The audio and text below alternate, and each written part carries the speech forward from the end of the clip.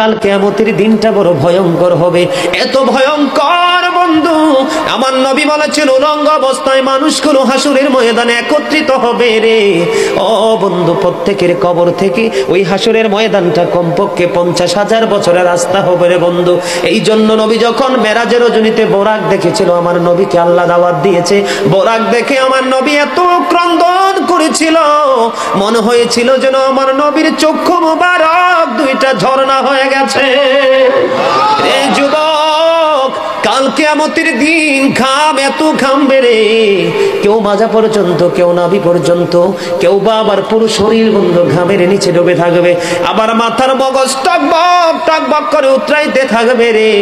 আল্লাহ বলেছেন লা ইয়ামুতু, people will not die that day, সেদিন মানুষ আর মরতে পারবে না। আল্লাহ বলেছেন ফিহা ওয়ালা ইয়াহইয়া, people will not be able to live that day, মানুষ